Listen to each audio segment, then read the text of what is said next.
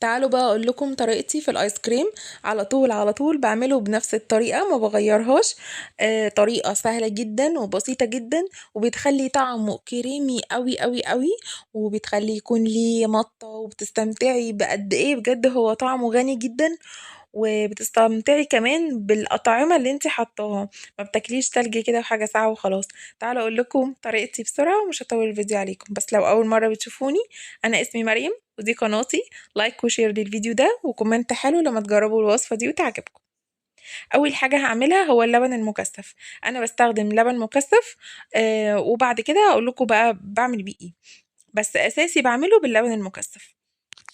واللبن المكثف مفيش اسهل منه. بحط كوبايه لبن بودره زي اللي انتوا شفتوها دي، ويكون من مكان موثوق فيه كده عشان يكون كامل الدسم وطعمه حلو كده. فبحط كوبايه لبن بودره وكوبايه سكر عادي، مش سكر بودره ولا حاجه، وربع كوباية مية سخنة، وتكون سخنة حلو كده، سخنة قوي علشان السكر يدوب واللبن كمان يدوب. بضربهم بقى ضربة حلوة كده جامدة جدا لحد ما السكر يختفي معايا خالص.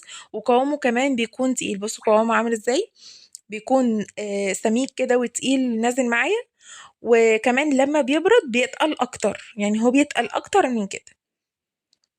هنزل بقى الكمية بتاعتي. هي الكمية بتاعتي ديت هتعمل لي تقريبا هي كوباية مليانة للآخر أو كوباية وربع زي كده. هنزلهم بقى واسيبهم على جنب، اسيبهم يبردوا براحتهم عقبال ما اعمل الاساس بتاع الايس كريم بتاعي. حطيت ايه بقى، حطيت كوبايتين كريم شانتيه خام ويكون نوعه حلو جدا، وحطيت عليهم كوبايتين لبن ساقع متلج. اللبن ضروري يكون ساقع جدا، يعني انا الازازة دي كنت حطاها في الفريزر. وبعد كده مش هحط بقى سكر ولا احط اي حاجة، عشان السكر بتاعي حطيته خلاص في اللبن المكثف. هضرب بقى كوبايتين اللبن على كوبايتين الكريم شانتيه، وافضل اضرب فيهم كويس جدا جدا جدا لحد ما القوام يكون هو ده بالظبط اللي انا عايزاه. انا هنا الكريمة بتاعتي المفروض مثلا ان كوباية اللبن بتاخد كوباية كريم شانتيه بودرة تقريبا يعني. فانا الكريمه بتاعتي كان نوعها عجبني جدا جدا المره دي، وخدت فعلا اكتر بكتير. يعني هي فضلت تعمل لي فوليوم كتير قوي بالكريم شانتيه، او بقى يعني بالاساس بتاع الايس كريم تقريبا. ويعني كل ما احط لبن عمالة برضو تتقل تاني وتبقى قوامها تقيل تاني، فهزود لبن. يعني تقريبا كوبايتين بودرة الكريم شانتيه معايا خدوا في حدود 4 كوبايات أو أكتر لبن.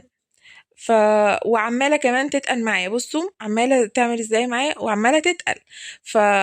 كمان الطبق خلاص ما كفاش اي حاجة، فانا كمان شوية هنقلهم من الطبق ده واحطهم في طبق كده تاني، عشان كل ما اضرب فيها عمالة كمان. بصوا عاملة ازاي، يعني تقيلة. وقوام الايس كريم ما بيكونش تقيل قوي كده، يعني بيكون اخف من كده شوية. فهزود لبن تاني، يعني انا تقريبا دخلت في الكيلو، في كيلو اللبن، او اقل حاجة بسيطة. سِبت بقى اللبن المكثّف يهدى خالص لحد ما ضربت البودرة دي ووصلت للقوام اللي أنا عايزاه. فقُلت إن أنا هاضيف اللبن المكثّف كفاية كده، وهاضيف بعد كده إيه اللبن المكثّف بتاعي. فضِفته وقلّبته كده تقليبة بسيطة. بعد كده هانقله بقى في طبق تاني أكبر علشان أقدر أتحكّم فيه. ولمّا نقلته طبق تاني أكبر، القوام برضه بتاعه عمّال يتقل أكتر. فكل ما أزوّد لبن نفس الحكاية. بصوا زي ما انتم شايفين كده. فزودت لبن تاني لحد ما اوصل بقى ايه للقوام اللي انا عايزاه. بصوا عمالة ازود، يعني هي الازازة خلاص قربت تخلص. المهم عشان ما اطولش الفيديو اكتر، حطيت بقى ايه حبة اللبن، وبعد كده حطيت لما خلاص تقريبا انا هوصل للقوام بتاعي اللي انا محتاجاه، وحطيت بعد كده معلقة كبيرة من الفانيليا السايلة، معلقة كبيرة او معلقة ونص كده، وضربتهم ضربة تاني وخلاص كده. ده كده معايا ايس كريم فانيليا تحفة. يعني مش عارفة اوصف لكم طعمه عامل ازاي. جربوه وانتوا تعرفوا بقى انا بتكلم في ايه، طعمه رهيب بجد. حطيتهم حطيت هنا منه انا هقسمهم 3 اطعمة المرة دي. فحطيت ايس كريم اهو بالفانيليا، وبعد كده هعمل ايس كريم لوتس. فادي الايس كريم فانيليا وهحتفظ بيه، ادي العلبة تكون مقفولة كويس، بتتقفل يعني كويس، واشيلها بعد كده ايه في الفريزر.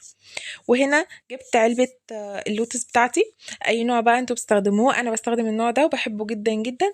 طعمه قريب من اللوتس الاصلية وما بفرقهوش يعني. فحطيت منه بصوا الكمية بقى اللي انتوا حابينها. فاحنا بنحب اللوتس، فحطيت الكمية ديت، وكمان شوية هحط حبة تاني وهزود لوتس تاني. واحنا كمان بنحب اللوتس قوي فبزوده شوية.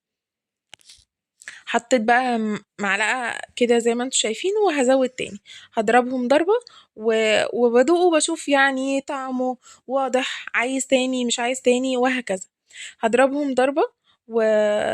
وبعد كده هزود تاني زي ما بقولكوا، وترجعوا بقى ايه يعني حاجة ترجع لكم انتوا. الكميات ترجع لكم انتوا حابين انهي اطعمة. ممكن تحطوا طبعا فاكهة. انا هنا بزود زي ما قلت لكم حبتين. فانتوا ممكن مثلا تعملوا بالمانجا. المانجا تطلعوها من الفريزر، تعملوها بالهاند بلندر، تكون بس كده بيوريه مانجا، ما تحطوش ميه كتير خالص. ولو حطيتوا ميه تكون حاجه بسيطه، لمجرد ان هي تتضرب بس. وتقدروا تحطوا بقى ايه المانجا على الاساس بتاع الكريم شانتيه ده اللي احنا في الاول خالص عملناه، بعد ما حطينا الفانيليا يعني. تقدروا تعملوه بقى مثلا مانجا زي ما انا قلت، تعملوه فراولة، تعملوه موز، تعملوه كانتالوب.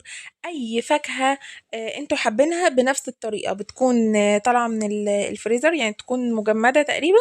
وبعد كده بتضربوها زي ما انا قلت بنفس الطريقة بالظبط، وتضيفوها على الاساس بتاع الكريم شانتيه. هنا انا عملت الشوكولاتة، ما حطيتش كاكاو كتير خالص، كنت حابة طعم الشوكولاتة فيه يكون غني جدا. هنا بقى هتسيحوا اي نوع شوكولاتة انتوا حابينه على حمام مية. اي شوكولاتة انتوا حابينها بس يكون طعمها حلو يعني. شوكولاتة الخام بتاعة المطبخ، شوكولاتة الخام بتعملوها في الحلويات، انواع شوكولاتة تانية بتتباع في اي ماركت، يعني اللي انتوا حابينه. وسيحتهم على حمام ميه، وبعد كده ضفت منهم زي ما انتوا شفتوا بالظبط، عشان ما تخرصش معايا وما تكلكعش معايا وتدوب بسهوله. رحت جبت معلقه من الكريم شانتيه، حطيتها على الطبق اللي انا مسيحه فيه الشوكولاته، وقلبتهم بسرعه بسرعه بسرعه عشان ما تخرصش معايا. وبعد كده ضفت معلقه تاني وهكذا. وبس يعني ضفت تقريبا معلقتين بس، وقلبتهم بسرعه يعني، علشان لما اضيف الباقي على الكريمه ما تخرصش معايا. وزودت بس معلقة من الكاكاو. ده كاكاو خام اسباني ودارك، وبيديني طعم شوكولاتة غني جدا. ف بصوا قوام بقى الايس كريم رهيب رهيب، وطعمه مفيش اروع من كده. وبعد كده برضو دقته شفته عايز شوكولاتة تاني، عايز كاكاو تاني، ازود طعم الشوكولاتة عشان اخليه غني اكتر، ولا مظبوط. فصراحة لقيته حلو قوي كده، كان مظبوط جدا. وبس كده. طريقة سهلة جدا ولذيذة جدا وبسيطة جدا، جربوها ومش هتندموا. بصوا بقى قوامه عامل ازاي. هنا انا يعني حبيت ان انا اوريكم بس قوامه، وانا